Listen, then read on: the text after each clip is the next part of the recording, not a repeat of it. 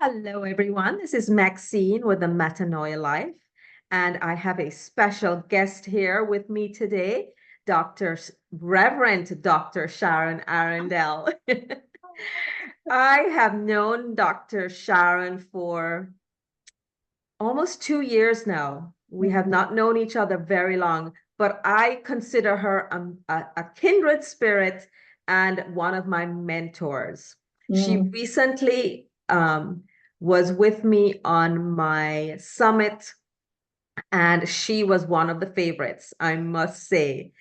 Dr. Sharon is an author. I have one of her books here that we're going to go into just a little bit. She is a counselor. She has her own business. She'll tell you a little bit about that later. She is a doctor. So she is quite an accomplished woman. But what really gets me is that Dr. Sharon loves the Lord with all her heart. And it comes through in everything she says and everything she does. So welcome, Dr. Sharon. It's my pleasure to host you today. Thank you. Thank you for having me, Maxine. Thank you so much. Before we begin, I wanted to read a scripture. We're going to be talking about things that we're grateful for. So Mhm. 2 Corinthians 2, verse 14. But thanks be to God who always leads us in triumph in Christ, and through us spreads and makes evident everywhere the sweet fragrance of the knowledge of Him. For we are the sweet fragrance of Christ, which ascends to God.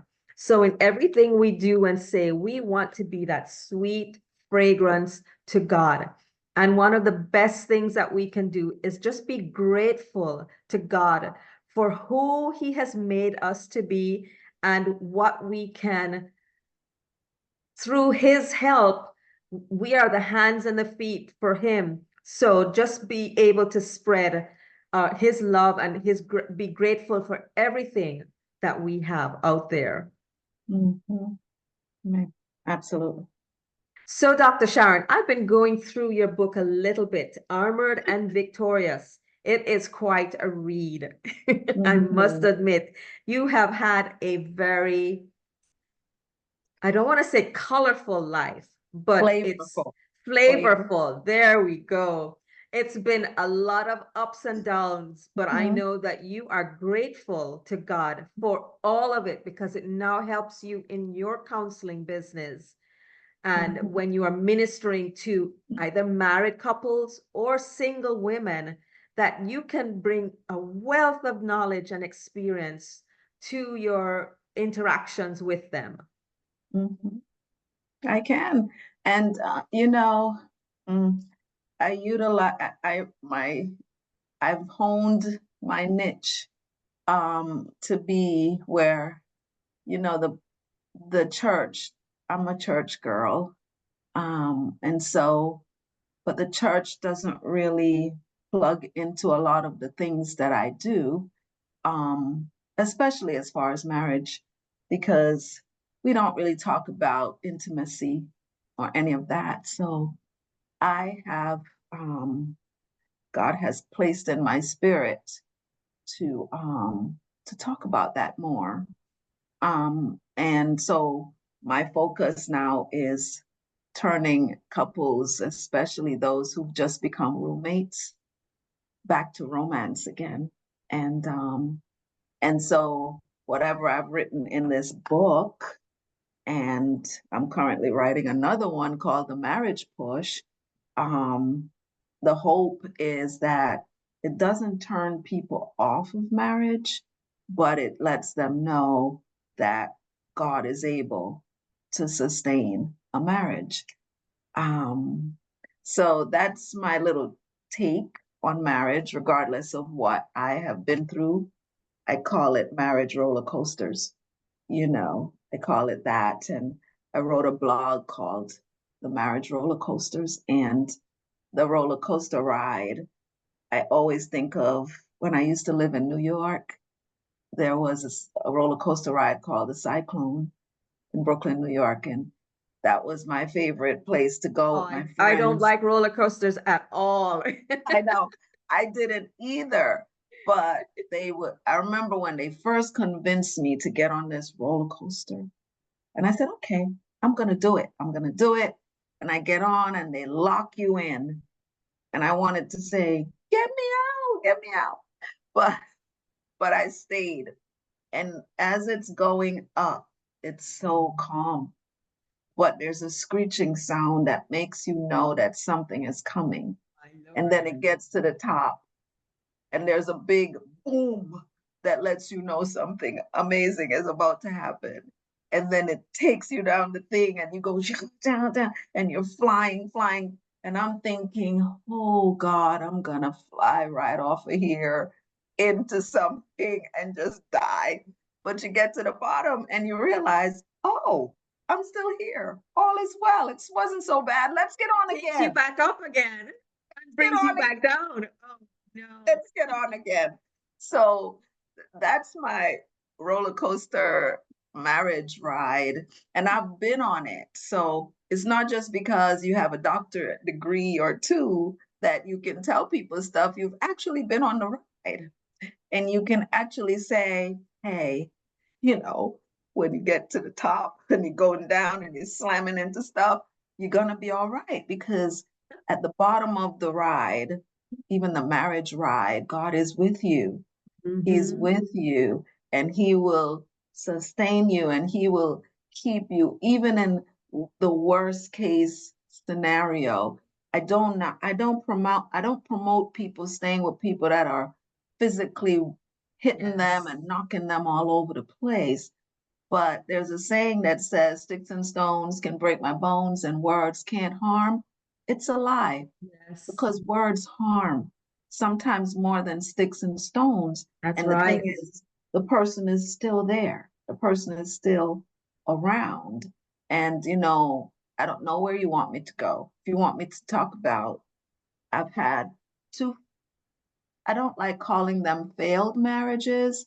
I've had two marriages that were hiccups. They were hiccups for me. But before you go there, though, it's such a disservice that the church does by not talking about marriages, because then they don't prepare people to go into marriages properly. And so Yeah. they have roller coasters and they crash and burn. Yeah, yeah. And like I said, I'm writing a book called The Marriage Push. And it's one of those books where you have to do research.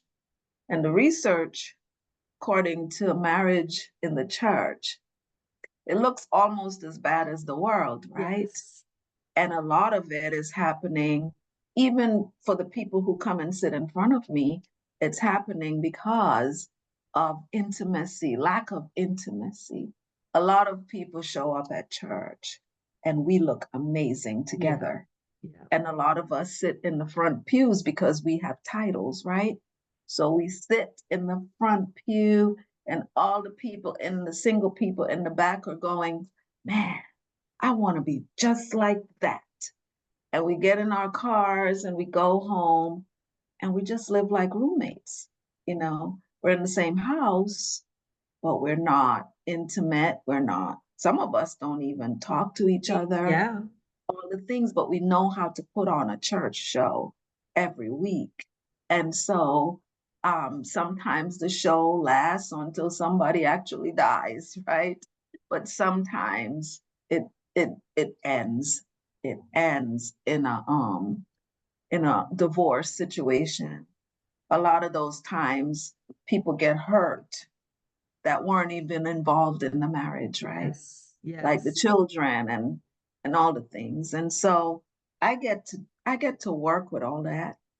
And I'm excited about 2025 because I'm no longer, Maxine, going to be afraid to talk about intimacy Right. and sex and romance and the Yes. issues that women go through where, what do you call it, menopause and Menopause. all the things that cause you to just not want to even be bothered because it's painful.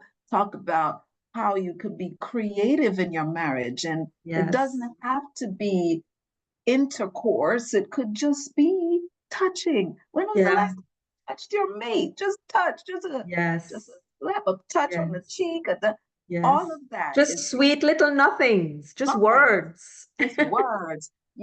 Everybody, you know, you have women who think, okay, when we get married, we're just gonna do it till we can't do it anymore. How much can you do that? I mean, one session, I don't know. It don't last that long. That's right. Reinventing the wheel. And so, I'm about to blow a lot of people's minds because I'm going to come and tell it like have It's seen so it. important. Yes, because we go into marriages with so much emotional baggage. Mhm, Like you said, words from mhm, from childhood all the way up. And mhm, we may not have a broken bone, but we're mhm. damaged on the inside. And two people coming together, two people who are damaged Yeah, and don't know how to deal with their damage, much less to deal with the other person's damage. yeah, And it's volatile. yeah, yeah. And uh, I've asked couples before who've been married for a long time. So, did you have pre-marriage counseling? Oh yeah, we went and the pastor talked to us a couple of times and we were good.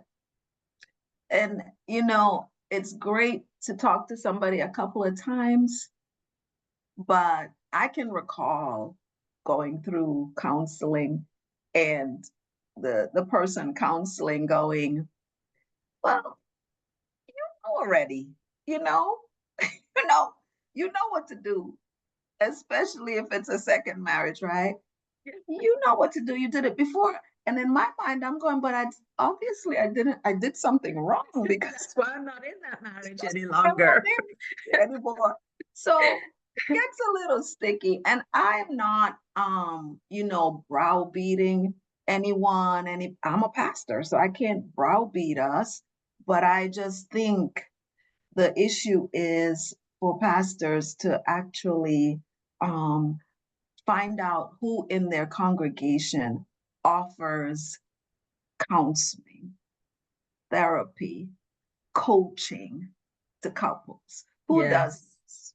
And Yes. then if you have to know your limitation and say, okay, I could go this far with you, but so and so could take you further Mm-hmm. because they were trained to take you further. Yes. It doesn't mean you've given up your role.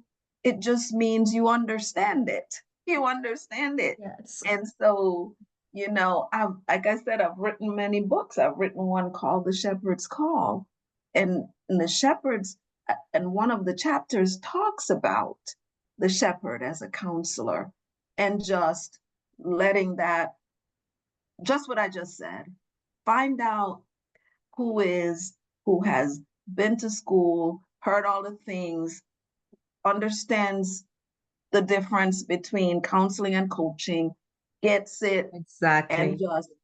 just go, here you go. Because we make that mistake thinking that the pastor can deal with everything and Everything, every problem. And like everything. anybody else, they're not equipped with everything. They No. not may not be the best administrator or the best person to deal with the money. They may just have a kind heart who can deal with people and keep them calm, Mhm, but he needs to bring in other people who are equipped mhm. to help to minister to the people. There's Yeah, fivefold yeah, it's a ministry. fivefold ministry. It's a fivefold ministry. And, you know, um, when I became a pastor, I couldn't believe I was being ordained, but I was after running from it. And it was when I was writing that book, I kept saying, oh, I'm writing this for pastors. And it was almost like I heard God say, you're writing this for For you. you. You first, young lady. And so I was eating it all up. And at the end of it, somebody, she's actually one of my pastoral mentors, Pastor Brenda Beasley, she always kept saying, you were called to the pastor. I'm like, no, you gotta be kidding me. Be somebody behind me, not me. No. So I remember calling her and I literally had tears in my eyes and I said, okay, I'm going to say yes to this, right? I'm going to say yes to this. And her husband ordained me as a pastor. And they kept asking me, where am I going to have my church? And my church, wait, I don't see myself with four walls. Congregation. It's Mm-mm. too much I see work. not only that, I see myself beyond the walls of Yes. church, right? I felt, and I said it out loud. This was 2019, July 26th, 2019. I want a church beyond the walls. And I kept saying it over and over to my assistant, Claudette. I want a church beyond the walls. And she's like, what do you mean? I said, I don't know. I don't really know what that means. And then COVID happened and everybody kept calling me. So, Pastor Sharon, what are your thoughts? Pastor Sharon, da da da da.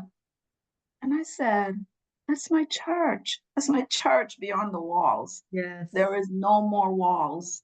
There was no more walls. The church was locked down, completely locked down. And my voice started being heard first on social media, Yeah. and I started a group. I remember I started a group of women with the birthing room, and we would meet. I actually ministered to over 30 women during that season of time as a Wow. pastor.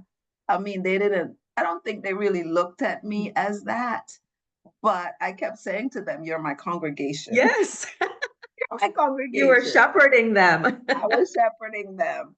And we would laugh about it, but it really was a shepherding call. And since then, I am still shepherding. I do go to a church with walls. I am on the pastoral board. I do help when I can. But most of my work as a pastor, to be honest, is done in other places.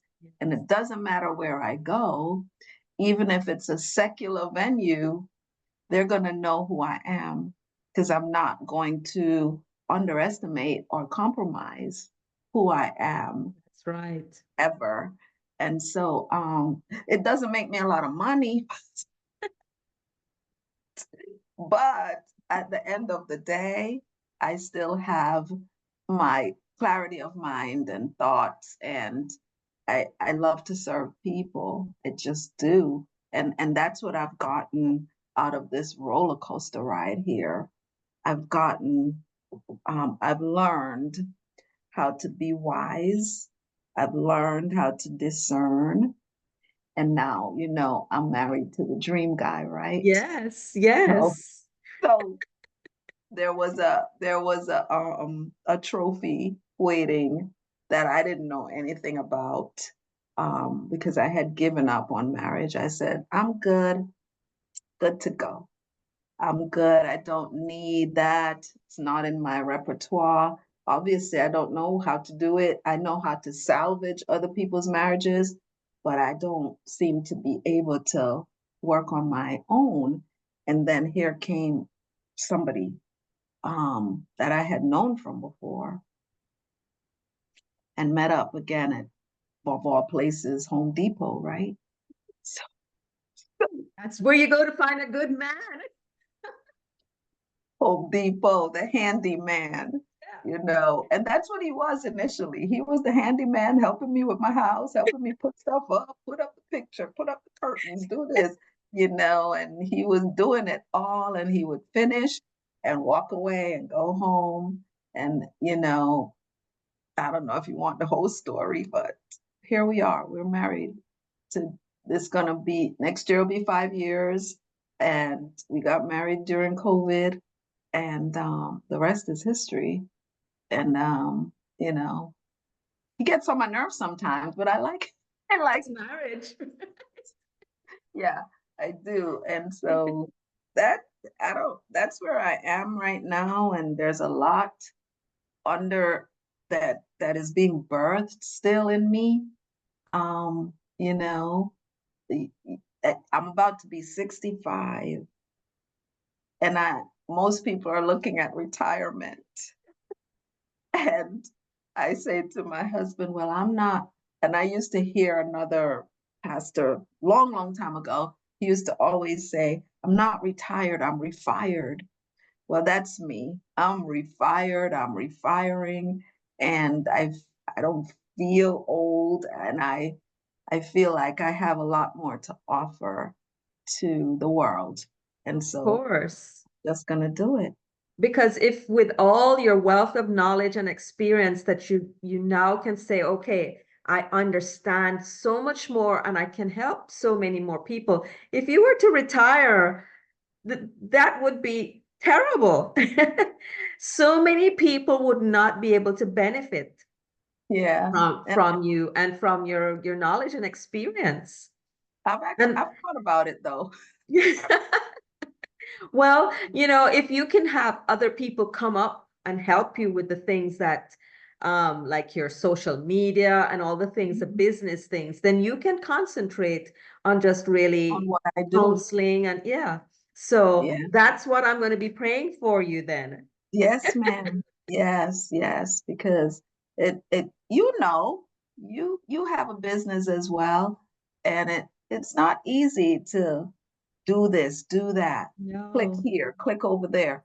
I'm just It learning takes your all the clicks. focus in 10 different directions. Still learning all the clicks. Like, wait, I clicked the wrong button, and you click one wrong button and everything goes crazy. And so, I want somebody who knows how to click correctly, and I'm just standing there Right, waiting that's right. to present what I do. But I do have some help, but it's not really enough. And I have some great coaches that have come in and out, that I go back and forth with sometimes. But I really, really like what I do, because if I didn't, I would have quit a Yes, long time ago. yes, I really yes. like what I do. I like helping. I like seeing a couple walk away from me holding hands, and I'm a romantic, right? I like all the holding hand stuff and all the mushy stuff that goes along with it. I like all that. But And that's what so, keeps the marriage alive and the fires burning. You don't yeah, get bored with each other. That's yeah, so important. yeah, yeah. I'm a touchy-feely person. And, you know, somebody asked my husband the other day, what, what type of what is it that I like most? I didn't even know he knew. He said, I like to touch. And I said, there you go. I do. I do. I like to touch. And I like, any little, even just touch my little bald head and I'm good to go. I just like that. And I think that's what really keeps a marriage alive, Yes. even in between fussing and all the things that go along with it. Because when you put two people together, you're putting stress. It's stress, right? All these single people, all they could see is when you walk out of the stress, when you've done all the stress stuff and you put on your pretty clothes and you Yes. come out and you say, hello, everyone. Yeah. They don't see what happened before you exit the building. That's And right. so, yeah, and we tend to keep it a secret. We don't, but now we need to let all these people in waiting realize that there is a posture in waiting. Yes. Yes. There is a posture in waiting. And when you wait, you do get rewarded. Because I was married to my children's father. And I think this is the last part of the conversation, right? I was married to him for 13 years and thought we were like poster children for marriage, even to me. Like, and we were on the board for the married couples ministry at the church and all the things. And You know, I recall when my father was walking me down the aisle, and he was so proud and whispering in my ear, "This is great. I just love this guy. You know, he's gonna be good to you." And it was great for a while. And then a hurricane came, of all things, to New York, and took everything. I was home, my children, and you know, we kind of swam out of it. It's a long story, but he wasn't there. And when he got back and he saw all the stuff floating on top of the water, I remember him whispering, because he was had such a calm voice. He said, "I am done with God." Oh no. And I said, "What? Wait, what exactly does that mean?" He couldn't really answer at the time, but I realized now that he was really done. He was just done. He had had enough of of faith and all that, and I felt like I was just beginning on this faith thing, and it ended badly. But you know, even though it ended that way, I remember this African lady at the church, she kept saying, "You should not marry again until your husband is deceased." And I said, "Excuse me?" I said, "I'm 40. I don't even remember how old I am. How long should I wait?" I literally asked her one time, "What if he doesn't die?" Die. And she said, "Sharon, I don't have," and she said it in her little African language, "I don't have that answer. But I just know in my spirit, you should not marry again until he's deceased." Well, you met the man from the park Yes. who I married after 10 years of being single, because I felt like 10 is enough. And, you know, you literally talk yourself into it. 10 is a complete number. I am complete. I am good. I am healed. And so you marry and you end up with the wrong person again. Not it, and you can't blame it on anybody. It's you, right? That time I knew I chose and I knew I chose incorrectly. And when he sent me, you know, he ended up in jail, the whole thing, and he sent me something saying, "I'm setting you free." And I was sitting with a friend of mine and I said, "What does that message say?" She said, "You're free, setting you free." And I took that and ran with it. I had no money. I literally had no, I rented out my house because I couldn't afford to keep it. And I rented it out, and I was living in somebody else's house and all the things. And I ended up being able to come back to my house eventually. And that's when I met my current husband. And I remember after we got married, I'm walking down the street, you know, doing my morning thing, and I go, almost like I heard the African lady. And I said, "Holy cow, I was supposed to wait 20 years to do it." Because in April of 2019, my children's father was deceased. And I met the dream guy in Home Depot in October of 2019. And I'm saying to whoever is going to listen to this, don't rush God. No, Do not rush the hand of God. no. He really does know what he's doing more than you do. You do not need to help him out. That's right. Just wait, That's right. and you will mount up with wings like eagles and run and not be weary and walk, not faint. The Bible is literally true. True. Do not rush the hand of God. enjoy, enjoy the wait, enjoy the wait. And for the couples out there struggling through, embrace the push.